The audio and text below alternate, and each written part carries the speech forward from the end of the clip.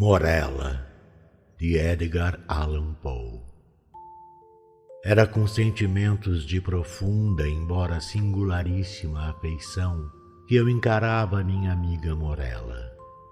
Levado a conhecê-la por acaso há muitos anos, minha alma desde nosso primeiro encontro ardeu em chamas que nunca antes conhecera. Não eram, porém, as chamas de Eros, e foi amarga e atormentadora para meu espírito a convicção crescente de que eu não podia de modo algum olvidar de sua incomum significação ou regular-lhe a vaga intensidade. Conhecemo-nos, porém, e o destino conduziu-nos juntos ao altar, mas nunca falei de paixão ou pensei em amor. Ela, contudo, evitava companhias e, ligando-se só a mim, fazia-me feliz. Maravilhar-se é uma felicidade, e é uma felicidade sonhar. A erudição de Morella era profunda. Asseguro que seus talentos não eram de ordem comum. Sua força de espírito era gigantesca. Sentia-a e em muitos assuntos tornei-me seu aluno.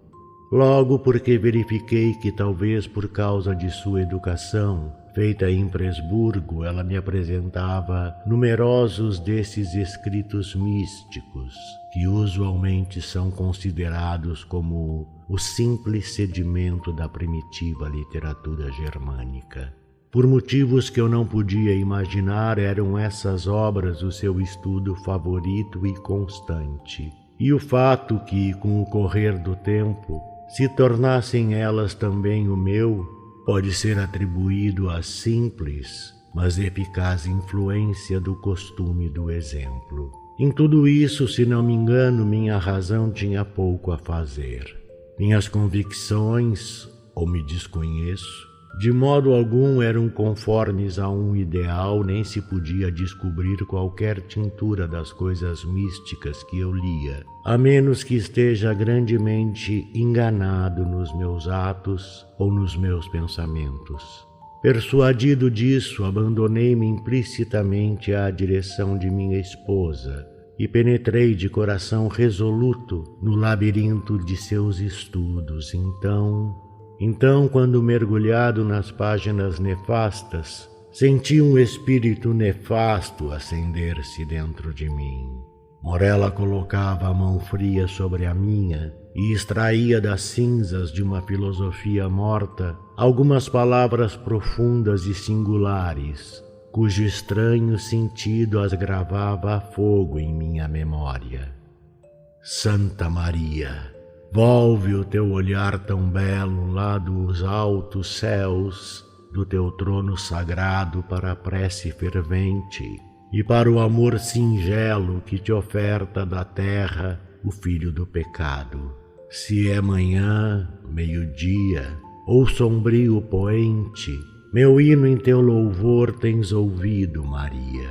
Sê, pois, comigo, ó Mãe de Deus, eternamente, quer no bem ou no mal, na dor ou na alegria. O tempo que passou, veloz, brilhante, quando nunca nuvem qualquer meu céu escureceu, temeste que me fosse a inconstância empolgado e guiaste minha alma a ti, para o que é teu. Hoje que o temporal do destino ao passado e sobre o meu presente espessas sombras lança, fulgure ao menos meu futuro, iluminado por ti pelo que é teu, na mais doce esperança. Então, hora após hora, eu me estendi a seu lado, imergindo-me na música de sua voz, até que, afinal, essa melodia se machucasse de terror. Então caía uma sombra sobre minha alma. Eu empalidecia, tremia internamente àqueles sons que não eram da terra. Assim a alegria subitamente se desvanecia no horror, e o mais belo se transformava no mais hediondo, como o Inon se transformou em Gina. é necessário fixar o caráter exato dessas inquisições que, irrompendo dos volumes mencionados, formaram por longo tempo quase que único objeto de conversação entre mim e Morella. Mas os instruídos no que se pode denominar moralidade teológica facilmente o conceberão, e os leigos de qualquer modo não o poderiam entender. O extravagante panteísmo de Fichte, a palingenésia modificada de Pitágoras e, acima de tudo, as doutrinas de identidade como as impõe Schelling. Eram esses, geralmente, os assuntos de discussão que mais beleza apresentavam à imaginativa Morella. Aquela identidade que se chama pessoal, Locke, penso, define-a com realismo, como consistindo na conservação do ser racional, e que por pessoa compreendemos uma essência inteligente dotada de razão, e desde que há uma consciência que sempre acompanha o pensamento, é ela que nos faz a todos sermos o que chamamos nós mesmos, distinguindo-nos por isso de outros pensamentos e dando-nos nossa identidade pessoal. Mas o indivíduo ationis, a noção daquela identidade que com a morte está ou não perdida para sempre, foi para mim em todos os tempos questão de intenso interesse, não só por causa da natureza embaraçosa e excitante de suas consequências, como pela maneira acentuada e agitada com que Morella as mencionava. Na verdade, porém, chegara o tempo em que o ministério da conduta de minha esposa me oprimia como um encantamento. Eu não podia suportar mais o contato de seus dedos lívidos, nem o grave de sua fala musical, nem o brilho de seus olhos melancólicos. E ela sabia de tudo isso, porém não me repreendia. Consciente de minha fraqueza ou de minha loucura, e a sorrir chamava-a destino. Parecia também consciente de uma causa para mim ignota, do crescente alheamento de minha amizade. Me dava sinal ou mostra da natureza disso. Era contudo mulher e fenecia dia a dia. Por fim uma rubra mancha se fixou firmemente na sua face, e as veias azuis de sua fronte pálida se tornaram proeminentes. Por instantes minha natureza se fundia em piedade, mas, a seguir, meu olhar encontrava o brilho de seus olhos significativos, e minha alma enfermava e entontecia com a vertigem de quem olhasse para dentro de qualquer horrível e insondável abismo. Poderei dizer, então, que ansiava com desejo intenso e devorador pelo momento da morte de Morella? Ansiei, mas o frágil espírito agarrou-se à sua mansão de argila por muitos dias, por muitas semanas, por meses penosos, até que meus nervos torturados obtiveram domínio sobre meu cérebro e me tornei furioso com a demora e com o coração de um inimigo. Amaldiçoei os dias, as horas e os amargos momentos que pareciam ampliar-se cada vez mais à medida que sua delicada vida declinava como as sombras ao do morrer do dia. Numa tarde de outono, porém, quando os ventos silenciavam nos céus, Morella chamou-me ao seu leito. Sombria névoa cobria a terra e um resplendor ardia sobre as águas e entre as bastas folhas de outubro na floresta, como se um arco-íris tivesse caído do firmamento. Esse é o dia dos dias, disse ela quando me aproximei. O mais belo dos dias para viver ou para morrer. É um belo dia para os filhos da terra e da vida. Ah, e mais belo ainda para as do céu e da morte. Beijei-lhe a fronte e ela continuou: vou morrer e, no entanto, viverei. Morella, jamais existiram esses dias em que podias amar-me, mas aquela a quem na vida aborreceste, depois de morta a adorarás. Morella, repito que vou morrer, mas dentro de mim há um penhor desta afeição. Ah, quão pequena que deveste sentir por mim, Morella, e quando meu espírito partir, a criança viverá, teu filho e meu filho, o filho de Morella.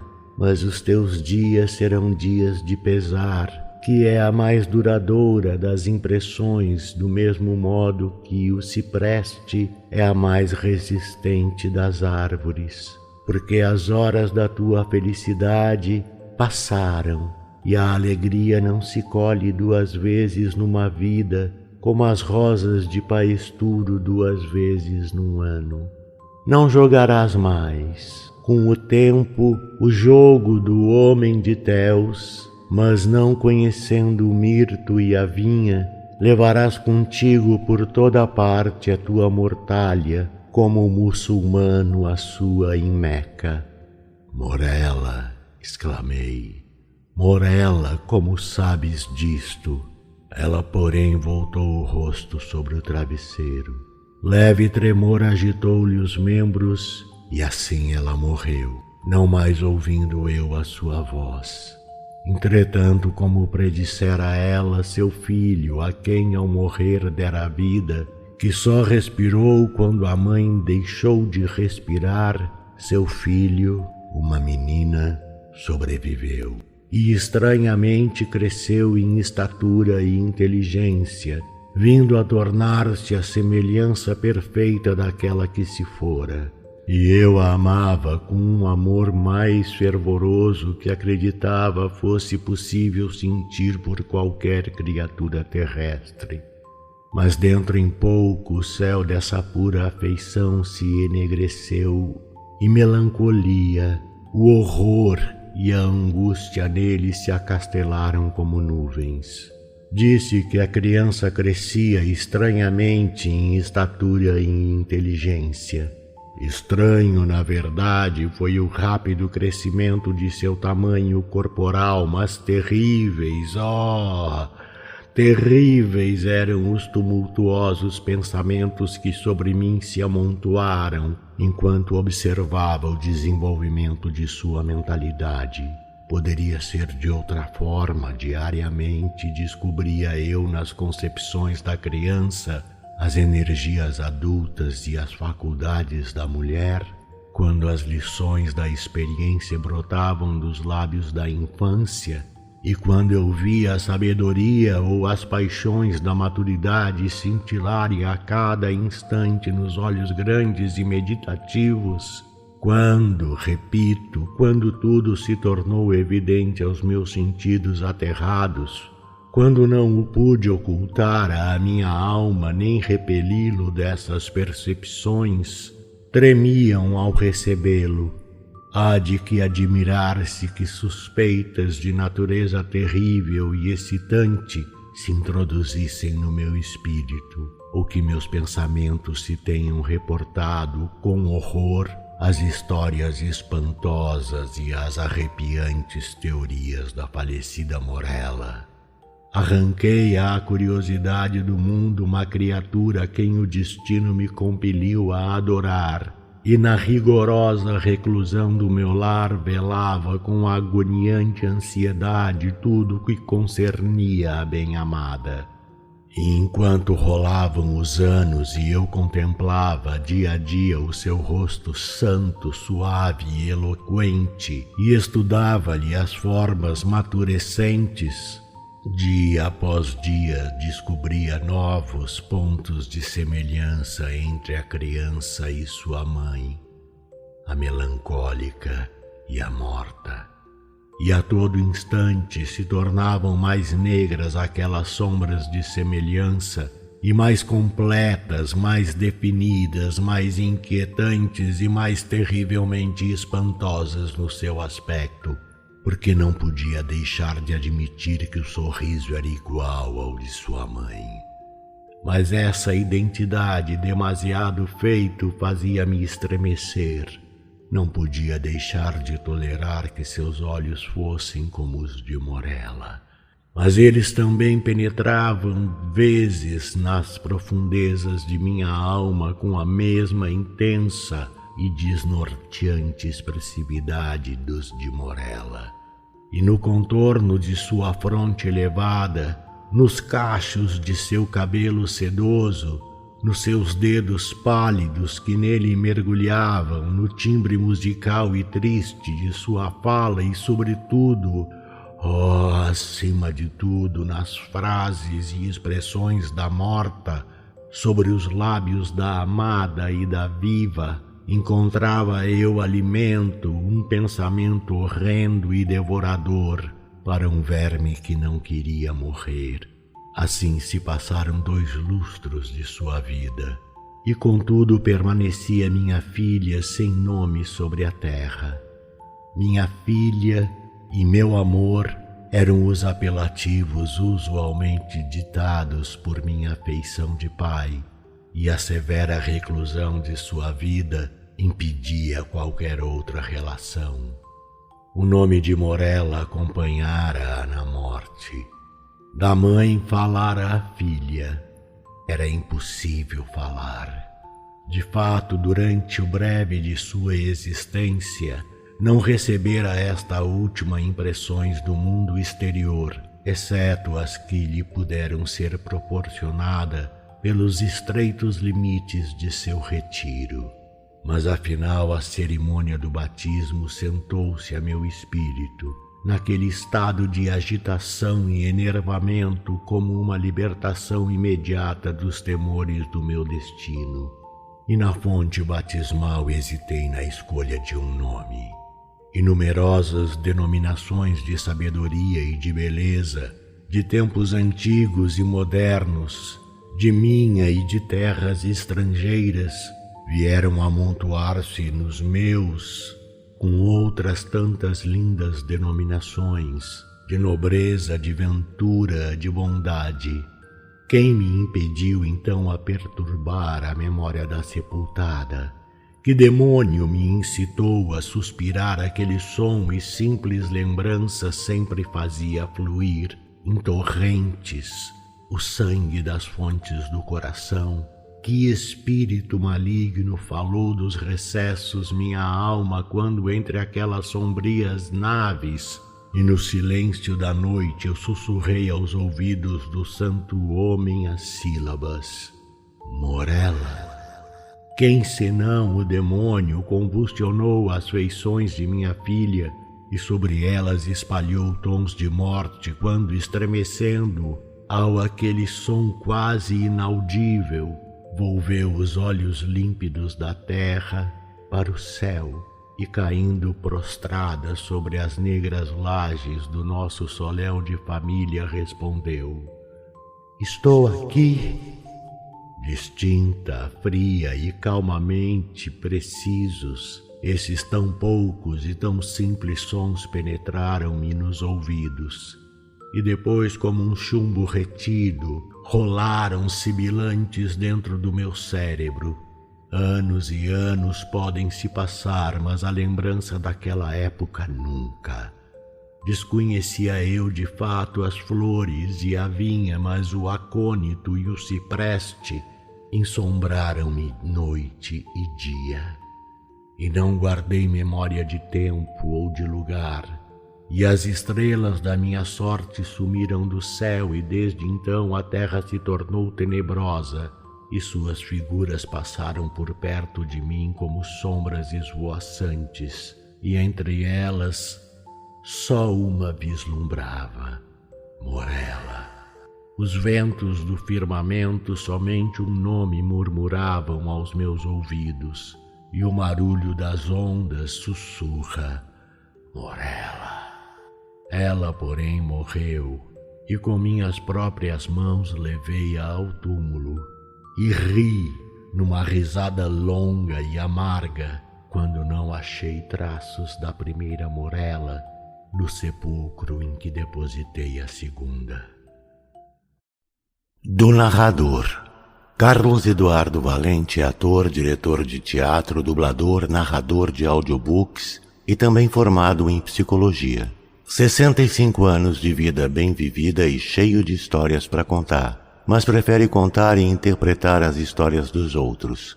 Até tenta escrever um pouco, mas não tem a disciplina necessária como tem nessas outras áreas citadas. Depois de morar 20 anos em Porto Alegre, voltou a Pelotas, onde se formou em psicologia.